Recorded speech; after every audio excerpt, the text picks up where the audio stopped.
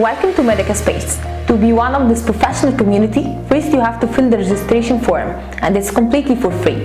Medical Space member will be asked to choose a specific specialty and country to see what's important to you without distraction, as we know the importance of your time. Now, it's time to add it to your profile, add people by inviting all your friends and colleagues from the medical field, to socialize with them through the homepage by sharing posts and adding everything is new. Medical Space provides you with directory for companies, products, job, education lectures, and calendar for events, all based on your specialty and country. What are you waiting for? Start to build your community and be part of the dedicated platform. Medical Space, dedicated medical space.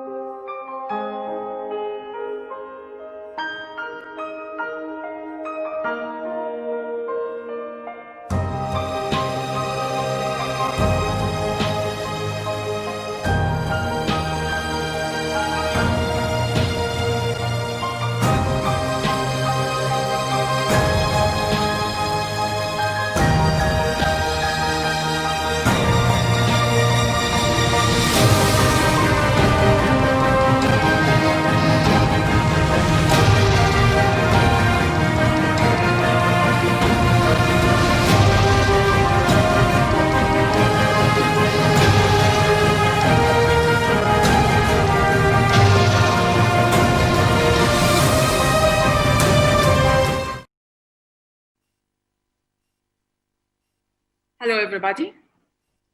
This is Sahar Saleem, the Scientific Director of the Egyptian Society of Egyptian School of Radiology. On the behalf of the school and the society, I welcome you to the webinar. This is my email, in case you want to contact me. I'm Professor of Neuroradiology at Qasr Al Aini Cairo University. In addition, I have Fetal MRI as well as in mummy studies. I will use all my experiences in this lecture to show the normal and abnormal brain development.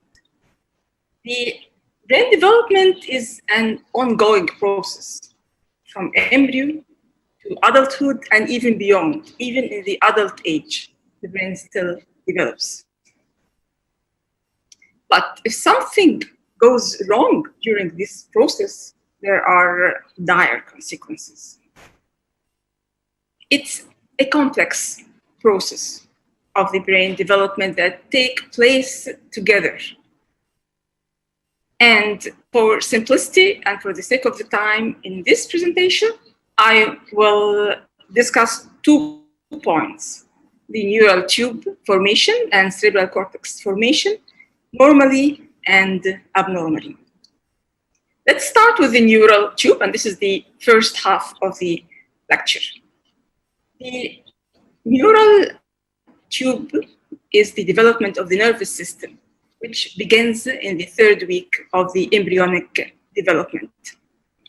When the area of the ectoderm, which is the outer layer of the embryo, it thickens and it forms what's known as the neural plate. Then the neural plate, it begins to fold inward, forming a groove, which is called the neural groove. The sides of the neural groove, they fuse together and they form the neural tube. This starts from the 3rd week of the embryo and ends in the 4th week, around 30 days in embryo life. Meanwhile, there are 3 bulges taking place in the tube. They are called the primary bulges. The most rostral one is the forebrain or the prosencephalon. The middle one is the midbrain or the mesencephalon. And the caudal one is the hindbrain or rhombencephalon. And the rest of the neural tube will form the spinal cord. This is the primary 3-vesicle stage of the tube. Then 2 of the primary vesicles, they further subdivide to form secondary vesicles. So the prosencephalon, it forms the telencephalon that forms the cerebral hemispheres, and the diencephalon that forms the thalamus and the hypothalamus and other structures in this region. The mesencephalon does not subdivide any further, and it will become the midbrain, because the midbrain is something vital structure, so it will not subdivide. While the rhombencephalon, it will subdivide into two structures that will form the pons, or the metencephalon, and the medulla, or the myelencephalon. And of course, the rest of the tube will be the spinal cord. So we have the neural tube closure, the bulging formation, the 3 vesicle, the 5 vesicle, and meanwhile something important happens, which is the cephalic flexure. The cephalic flexure, which is the rostrum, because of the folding of the tube, the rostrum, it becomes anterior, and the dorsal becomes superior, and the ventral becomes inferior. And this is the reason for the funny nomenclature we sometimes find in the brain, which is the rostral, which is supposed to be the uppermost, is actually the forehead. And this is the reason for the nomenclature. So next, the neural tube will continue to develop to look more like the brain. So the telencephalon will grow more rapidly than the other parts of the tube by 11 weeks, and the brain will have a similar shape to what it will look like at birth, although it will continue to develop after birth. The brain at birth is structurally similar to the fully developed brain. And look here, the purple one is the cerebral hemispheres, which are more enlarged than any other part of the neural tube.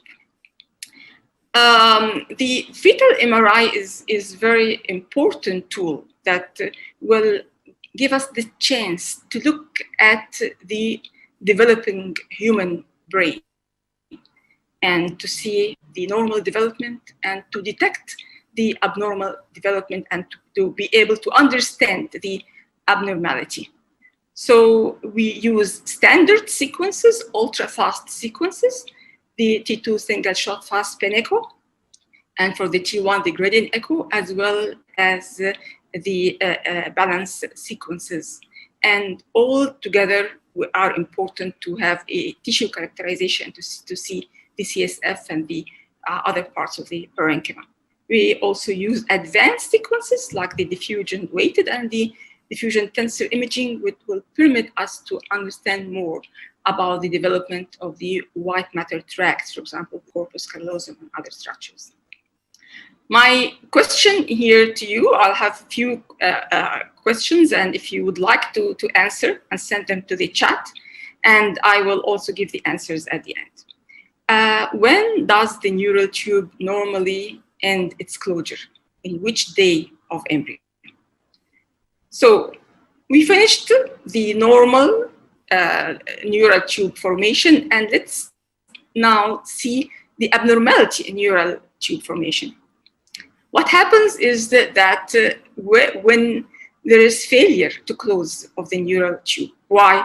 Because of genetic causes, reduced maternal folic acid, environmental teratogens, and this will lead to defect that we can classify according to the failure of the closure or the opening, whether it is in the skull or spine, and according to the contents which protruded from this opening, whether it is a neural tissue, meninges, or none at all.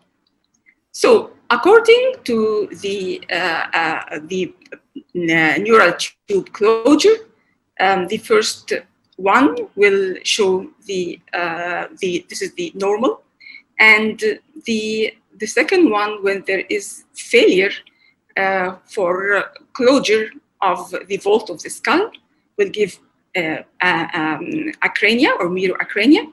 When there is failure of closure for the whole skull, it will lead to holoacrania. When there is failure of closure of the tube, not only for the skull, but also for the rest of the, for the spine, so we are talking about cranioarchischisis. What about if the face also was involved in this non-fusion? Then we'll have the faciocranial-archischisis. So this is simply the neural tube defect is according to the part that did not close.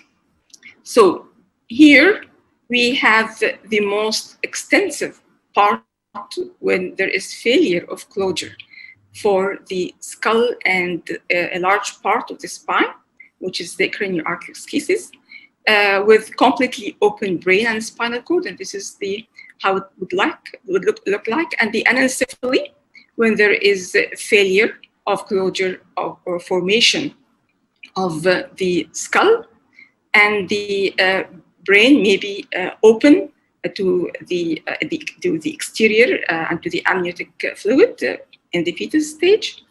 And there is the failure of closure in part of the skull, whether anterior or posterior, with possible herniation of contents into this, as we can see here in this encephalocele or posterior encephalocele.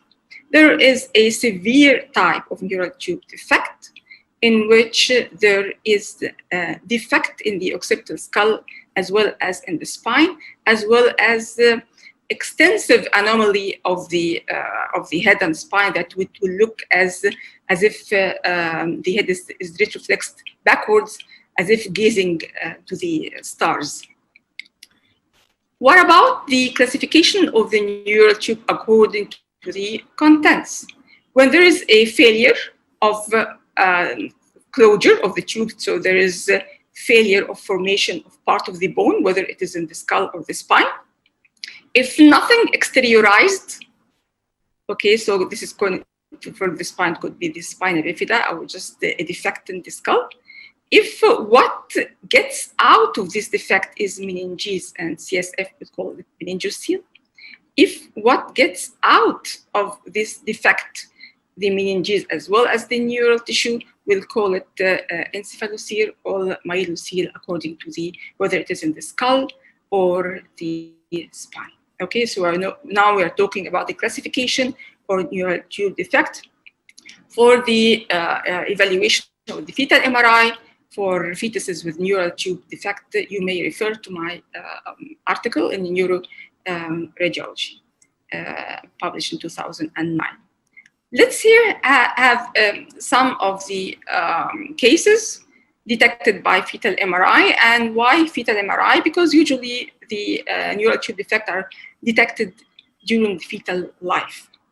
Many of them are actually will not continue till birth, so we detect them early. So here is the fetal MRI, the sagittal T2. This is the mother. This is the bladder, urinary bladder mother, and the fetus is sagittal. The head is impacted in the maternal pelvis, but here we can see even with this impact that there is no cranial skull. There is no skull, and so this is actually what important here in the fetal MRI. It's confirmed the prenatal diagnosis with ultrasound, and this was important for medico-legal reasons sometimes.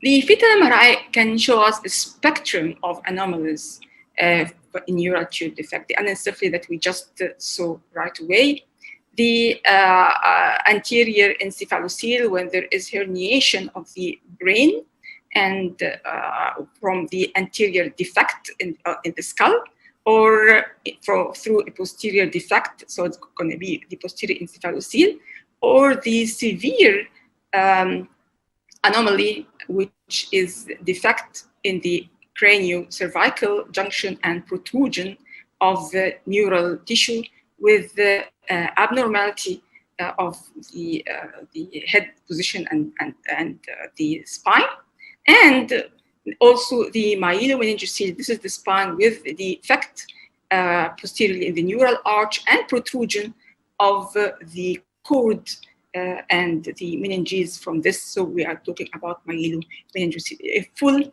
spectrum that we can see. Here is in more details the anterior encephalocele in 26 weeks of gestation. We can see the effect. We can see also the protruded brain, as well as all the contents of this encephalocele, which is very important in the prognosis to know the severity of the anomaly. And this is the posterior encephalocele in the fetus 24 weeks of gestation. This was referred with the ultrasound diagnosis of cystic hygroma. It was thought that this cystic lesion was a cystic hygroma in the neck, and which is like a simple prognosis anomaly. But as a matter of fact, the fetal MRI with its multiplanar images, it showed that there is actually herniation of neural tissue within that simple and benign-looking cyst, which is turned the diagnosis to a worse prognosis, which is a posterior encephalocele. And this is the case of Iniencephaly. See the retroflexed head posterior to the back, and here there is the skin is continuous with that of the chest. There is no near neck. In addition, there is a large effect in the craniocervical junction and herniation of the neural tissue, and look at this abnormality of the spine. This could be a neural tissue effect. It could be simple or isolated, or it could be part of syndrome. And for this case, there is posterior meningocele and associated with the autosomal polycystic kidney disease, as well as dilatation of the biliary radicals. This combination is for Meckel-Gruber syndrome. So when the mother with a child with, or the fetus with neural tube defect, and she is seeking to know the recurrence risk in the next pregnancy, we will tell her that in non-syndromal, it is sporadic or familiar, it takes 2 to 5%, which is actually 50 times more increase over the general population. But because she had a kid with this, so she will have it 50-fold. But if it is a syndromal, and especially if it is an autosomal recessive, the recurrence risk will be 25%. I promised you that I will give a hint on the subject with all of my experience, and I will go with you to ancient Egypt and to this beautiful depiction at the wall of Tutankhamun tomb in the Valley of the Kings, tomb number 62.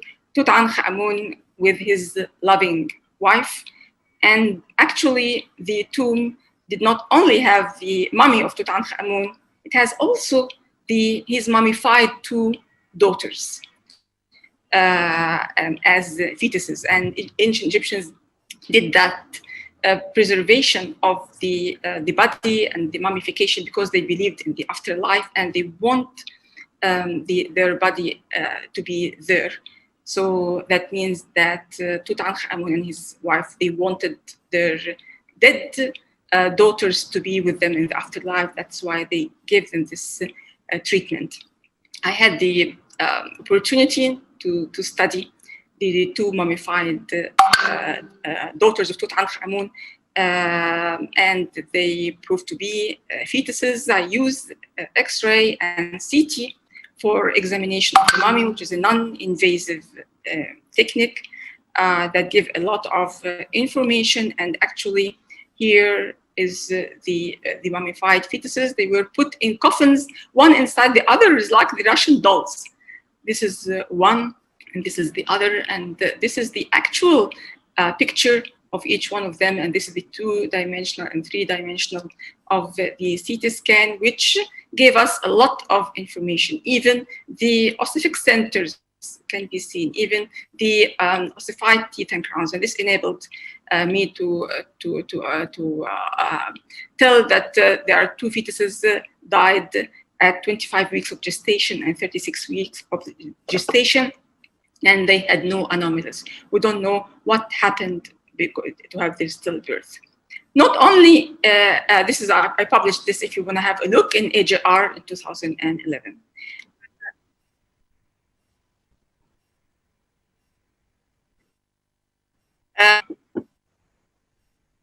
In the ancient Egyptians, they did not only mummified normal fetuses, as the case of the two princesses of Tutankhamun, but they mummified malformed fetuses and severely malformed fetuses, like this one from Tuna El Gabal, which is a district in Egypt. And this is from 500 BC, a mummified fetus in this seating position. And guess what? Severe neural tube defect with failure of closure of the skull and a large part of the spine. Despite of that, the ancient Egyptians, they paid attention to keep this mummified, to keep this malformed fetus to the life after. Even if it's malformed, it deserves a life after. And I had also the good for a mummy stored in Maidstone Museum, UK. The cartonnage, or in the shape of the coffin, in the shape of a hawk, like Horus. And for decades and decades, they thought that this was actually a mummy of a bird, which is ancient Egyptians, as they mummified animals. They also, as humans, they also mummified animals because they are their pets, because they are sacred animals. But for the astonishment that when they did CT and they sent me the exam to look at for my consultation, actually it was not a bird at all. It was a human, and we look at it closely. It's a fetus in the standing and the crossing of the arms in the royal one, and we look at the skull. We'll find that there is actually this is anencephaly, or there is absent of the vault of the skull. So the ancient Egyptians, actually the parents, they loved and they grieved the malformed fetus. So they decided to have him back in the life after and mummify them. And this will tell us the advancement of knowledge, that this will tell you the natural history of neural tube defect, that it was present in ancient times. And also it will tell you that the fetus was recognized as a human with human rights in ancient Egypt, which is even, this is more developed than our understanding. Even malformed fetus for them deserved an afterlife. Now let's go to the second part of the presentation, talking about normal and abnormal development of the cerebral cortex. And let's see how the fetal MRI would help us to understand what's going on in normal brain development. We can look at the brain at the various stages at the brain, starting from 16 weeks of gestation, or even a bit earlier, 15. And let's see how the changes that happen to the brain, 19 week, 23 week, 27, 32, a lot of changes happening here. So let's see how we can understand from that. This is early in gestation. This is how the brain looks like. It has a smooth surface, and the parenchyma, instead of being 2 layers only, cortex and gray and white matter, no, it is actually multi-layered, and the ventricles and the CSF spaces are relatively wide. This is how the brain looks like early in gestation. The development of the cerebral cortex, it goes in 3 stages. The stage of the proliferation, the stage of migration and organization. Let's take one by one the stage of proliferation, where the cortical cells, they generate actually from this layer, the germinal zone surrounding the lateral ventricles, and they proliferate there, and then they migrate to the outer side of the cerebral hemisphere to form the cortex, the developing cortex. So now we have the germinal zone, and we have the developing cortex, and there is an intermediate third zone, which is the migrating cells. They migrate in waves. They migrate in waves to form the normal 6 layers of the cortex. The nomenclature, the outermost is 1, and the innermost is 6. Migration occurs in successive waves. First wave will go to the outermost layer, which is layer 1. And then the other waves will go from inside out order. So the 6 first, then 5, 4, 3, 2, 1. What prevents post-migration of the cortex cells into the subpile CSF space is the basement membrane, which is the glial emittance, which this is important to keep it that way.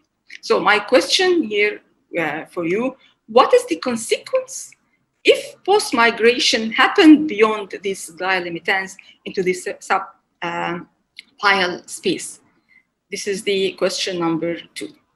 Then the third stage of cerebral cortical normal development is organizations. So these 6 layers, they start now to establish synaptic contacts with local and distant neurons. And this is important. So let's go back and to understand more what fetal MRI can tell us for the developing brain. Starting from 16 weeks to 34 weeks, what's happening? And these changes, they happen simultaneously. There is timely progressive appearance of sulci and gyri. I tell you this in the second slide. And then we start with 3 layers, but this change from multi-layered or 3 layers into later, after the migration happens, it will form only 2 layers, the cortex and the white matter. Then the myelination of the white matter starts from 22nd week till the 40 week gestation. What looked prominent ventricles and CSF spaces early in gestation, which is this is the physiological, not pathological. This will actually turn to be normal, like the normal appearance of the CSF space. All these changes, they just happen simultaneously together, and this is with the fetal MRI that can show us what is actually going on normally. Let me tell you what does timely appearance of sulci mean. And this is important whenever you want to study the sulci of the brain, but you find it difficult because there are so many. But if you start with few of them, and like you are in the classroom, and you have one of your students is coming in, so you will ask him, what's your name? Then you will know his name, then the second will come, then the third will come, and now it is easier for you to recall the number of the whole class. This is what actually happens. The sulci, they appear, each one appear in its actual time. And we look at them in this manner. I look first in the axial plane, and I would suggest to see the Sylvian fissure starting from 15 weeks of gestation, but it will not operculize them having this formation until later in 34 weeks or so. So I would start with this.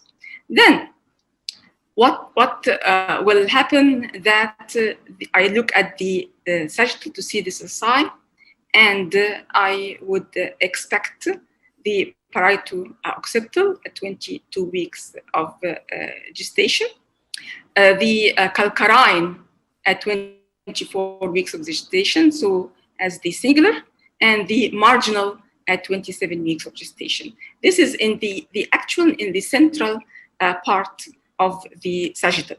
Looking at the little bit para of the center, we will have the central sulcus appearing at 26 weeks of gestation, the precentral at 27, and the post-central at 28.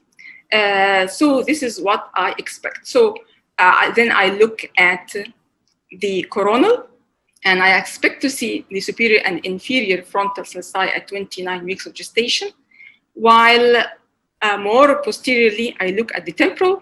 I expect the superior temporal to appear at 27 and the inferior temporal to appear at 33 weeks. So suppose that the fetus with all the biometric measurements supposed to be, it is 34 weeks of gestation. And all I can see, which I'm supposed to see all of this sulci, including the inferior temporal, appears at 33. But in case I only find only the superior temporal, which appears at 27, that means that there is a delay in sulcar formation for the timely manner that is supposed to happen, and I give a 2 weeks lag just in case. The cortex, it develops, and this is the postnatal.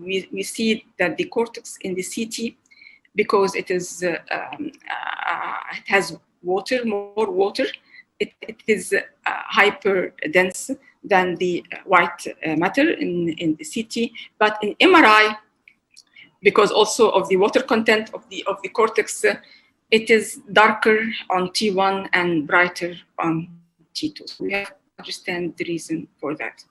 We finished the normal development of the cerebral cortex, and let's see the abnormality of the development. What is the MCD, or the malformation of the cerebral cortical formation? It's a wide spectrum of malformations that caused by what? By disruption of the normal process of formation. And the etiology, it could be genetic, ischemic, from intrauterine infection, teratogens exposure, as ionizing radiation and other toxic material. And according to the stage of formation of the cortex that was disrupted, we can classify the malformation of the cortex. So if the disruption happens in the proliferation stage, so this is the disorders of proliferation, disorders of migration, and disorders of organization. For the proliferation, the proliferation of the cells at the germinal matrix, it could be diminished or could be increased production. If diminished, this proliferation, this will cause logic, reduced brain size, the hypocellular cortex-less cells, and the sulcar pattern is no more as we supposed to see it postnatally, but it is actually what we call a simplified gyral pattern.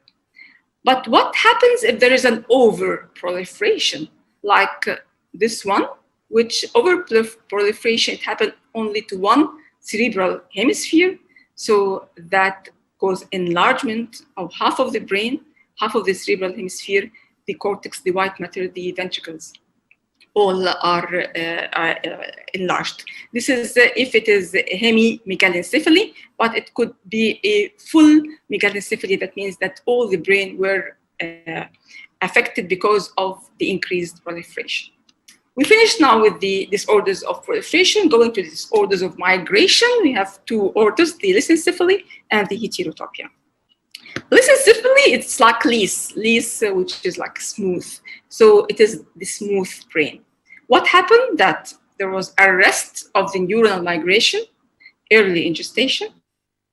That the persistent appearance of the immature, smooth-like fetal brain that we saw in the fetal MRI. This is the normal in 16 weeks of gestation.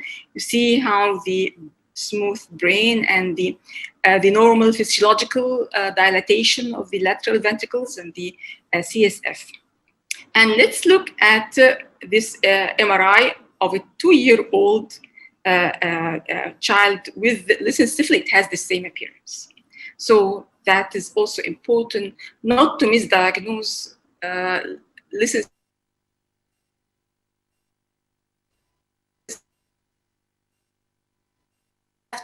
of the society to tell if there is an abnormality or not. There are some terms in the Lissencephaly that I want you to know. There is agyria, which is absent of the gyri over a given brain region, which is more than 3 centimeters. So there are no gyri. There is the pachygyria. That means that this is a broad gyrus, not thin, broad, more than 15 millimeter with thick cortex. And there is the band heterotopia, which is symmetrical diffuse band beneath the cortex that looks like the cortex, as if you have 2 layers of cortex. This is how the CT scan will show Lissencephaly in the axial plane, the smooth brain with the agyria posteriorly, and the thick the bands of the gyri or pachygyria anteriorly, and the sylvian is so inward inside that gives the figure 8 appearance for the brain. So there is the grade and there is the gradient when we're talking about Lissencephaly. So grading from the most grade 1, which is the severest, to the least severe or grade 4, with decreasing severity of all the patterns that we mentioned. So this is the grade, and there is also the gradient. That means where is the severity? The gradient A, that means it is more severe posteriorly. Look here how it is smooth posteriorly. And gradient B, it is more severe anteriorly. Look how this is here. This is a gradient B Lissencephaly.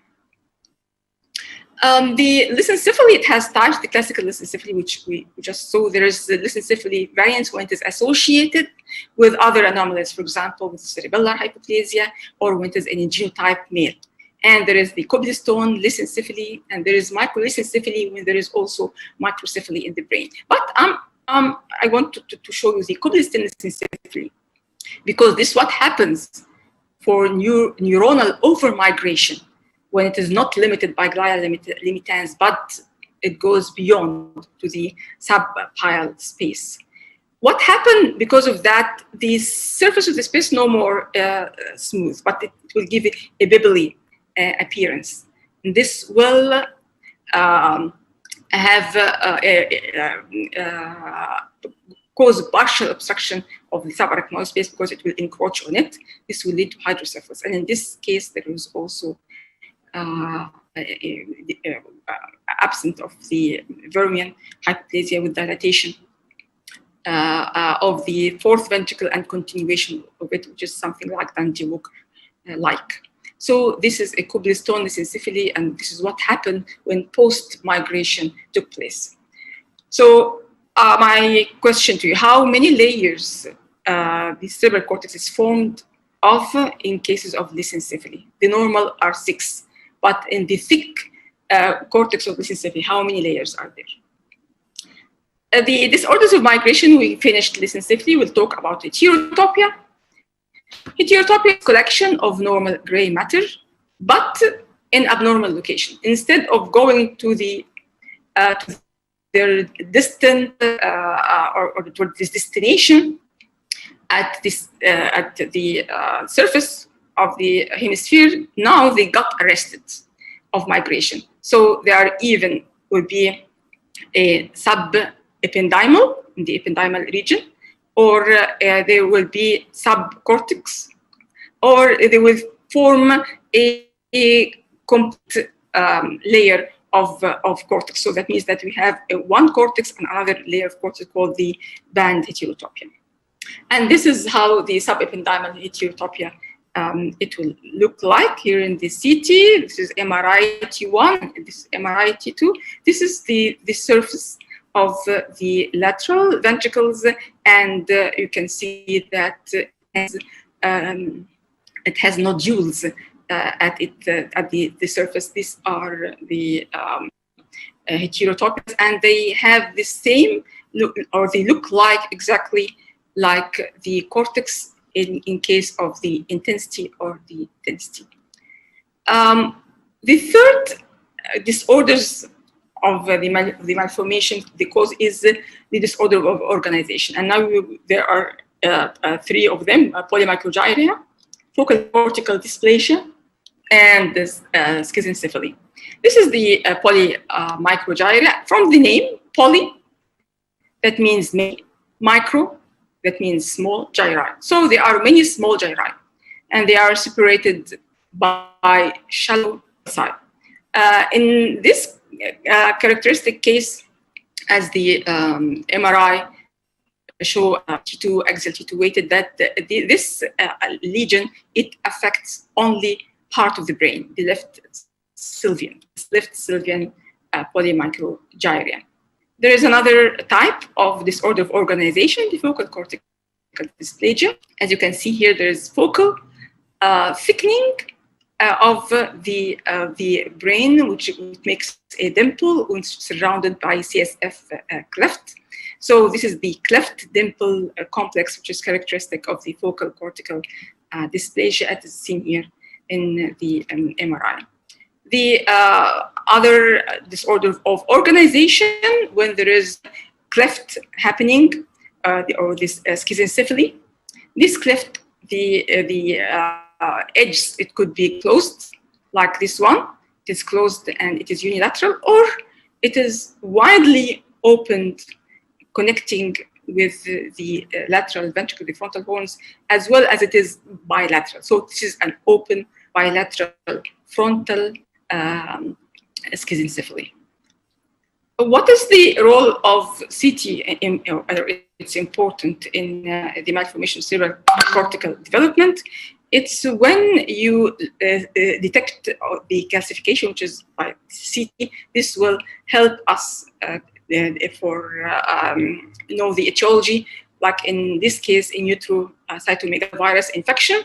So we have here the calcification at the occipital horn of the ventricle and elsewhere, and we have a large left open Schizencephaly. Here we have Lissencephaly, smooth brain, and have also periventricular calcification because of the in utero viral infection. And here we have Schizencephaly and Lissencephaly both together. Yes, malformation of cerebral cortical development, they can happen together. If disruption of this stage, it can disrupt the other stage. So, and also there is a calcification. So this is the CT will tell us that the etiology. The MRI actually is important. These are the things that you have to check out if you want to diagnose malformation of cerebral cortical development. Look at if there is a thick cortex, if there is an indistinct gray-white matter junction, if there is an abnormal sulcation, abnormal location of the gray matter, high signal intensity on T2, or extension of abnormal signal intensity from the cortex going to the lateral ventricle. Back talking about Egypt at the end of this presentation, or Kemet, as the ancient Egyptians called it, as the land of the dark soil, and this because of the fertility of the land of Egypt, because of the river Nile, which is vital to Egypt. So the ancient Egyptians, actually, they were very well known in medicine. And you know that the oldest record of brain, as the description of the brain in any written language, first documented in ancient Egypt, and this is can be clearly seen in Edwin Smith papyrus in case number 6. And more of that, the ancient Egyptians, even they had names for the other parts of the brain anatomy. They had name for the meninges, and they call it the membrane enveloping the brain, which is like a very good description. They had a name for the CSF, and they call it the fluid inside the head. And this is how they wrote it in hieroglyphs. And they even have the brain convolutions name for it, this aside, which we have just discussed. They call it the corrugations like a molten copper. So this is the advancement of the ancient Egypt, some people would say that ancient Egyptians did not believe that the brain was important. That's why they took it out in mummification. This is totally wrong. The ancient Egyptians believed that the brain was important. The brain, that the brain can control the body. And this was important or very well illustrated in Edwin Smith papyrus, talking about the cases, practical cases in ancient Egypt, which is more than at least 3,000 years ago. The case number 8, it shows that there is brain injury that caused abnormal eye movement and hemiplegia. The ancient Egyptian doctor wrote that. And it's important to know that even 1,200 years later than ancient Egyptian civilization, Hippocrates thought the brain was nothing but the gland. This is the questions, the answers of the questions.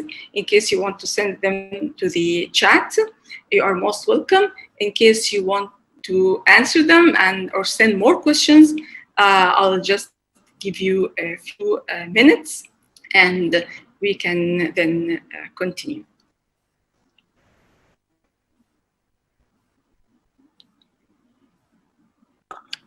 I hope that you enjoyed the lecture.